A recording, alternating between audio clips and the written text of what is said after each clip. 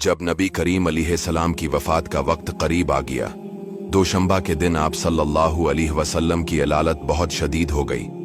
आपकी ख्वाहिश पर तमाम इज़वाज मतहरात ने इजाज़त दे दी कि आप हज़रत बीबी आयशा रदियल्लाहु ताला अन्हा के यहाँ क़ियाम फरमाएं। चुनांचे हज़रत अब्बास व हज़रत अली रदियल्लाहु ताला अन्हुम ने सहारा देकर आपको हज़रत बीबी आयशा के हुजरा मुबारका में पहुंचा दिया। जब तक ताकत रही आप खुद मस्जिद नबवी में नमाजें पढ़ाते रहे। जब कमजोरी बहुत ज्यादा बढ़ गई तो आपने हुक्म दिया कि हज़रत अबू बकर सिद्दीक रदियल्लाहु ताला अन्हु मेरे मुसल्ला पर इमामत करें। चनांचा 17 नमाजें हज़रत अबू बकर सिद्दीक रज़ी अल्लाह ने पढ़ाएं। एक दिन ज़ोहर की नमाज के वक्त मरज में कुछ इफाका महसूस हुआ तो आपने हुक्म दिया कि 7 पानी की मशकें मेरे ऊपर डाली जाएं। जब आप गसल फरमा चुके तो हज़रत अब्बास और हज़रत अली आपका मुकद्दस बाजू थाम कर आपको मस्जिद में लाए। हज़रत अबू बकर सिद्दीक रदियल्लाहु ताला अन्हु नमाज पढ़ा रहे थे। आहट पाकर पीछे हटने लगे, मगर आपने इशारे से उनको रोका और उनके पहलू में बैठकर नमाज पढ़ाई। आपको देखकर हज़रत अबू बकर रदियल्लाहु ताला अन्हु और दूसरे मुक्तदी लोग अरकानी नमाज अदा करते रहे। नमाज के बाद आपने एक खुतबा भी दिया जिसमें बहुत सी वसीयतें और अहकाम इस्लाम बयान फरमाकर अंसार के फ़ज़ाइल और उनके हुकूक के बारे में कुछ कलमात अरशाद फरमा। घर में 7 दीनार रखे हुए थे। आपने हज़रत बीबी आयशा रदियल्लाहु ताला अन्हा से फरमाया कि तुम उन दीनारों को लाओ ताकि मैं उन दीनारों को खुदा की राह में खर्च कर दूं। चनांचा हज़रत अली रज़ी अल्लाह के जरिए आपने उन दीनारों को तकसीम करा दिया और अपने घर में एक ज़रा भर भी सोना या चांदी नहीं छोड़ा। आपके मरज में कमी बेशी होती रहती थी। खास वफात के दिन यानी दोशंबा के रोज तबीयत अच्छी थी। हुजरा मस्जिद से मुत्सिल ही था।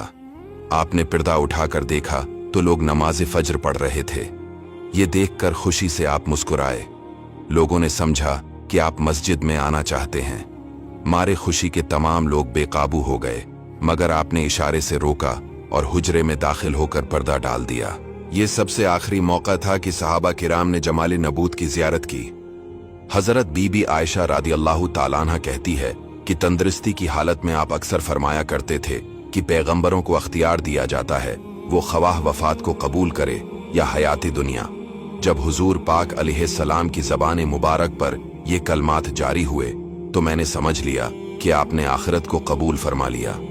वफात से थोड़ी देर पहले हज़रत आयशा रदियल्लाहु ताला अन्हा के भाई अब्दुर्रहमान बिन अबू बकर ताज़ा मिसवाक हाथ में लिए हाजिर हुए।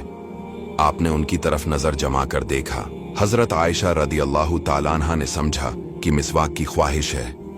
उन्होंने फौरन ही मिसवाक लेकर अपने दांतों से नरम की और दस्ते अक़दस में दे दी। आपने मिसवाक फरमाई। सहपहर का वक्त था कि सीना अक़दस में सांस की घड़घड़ाहट महसूस होने लगी।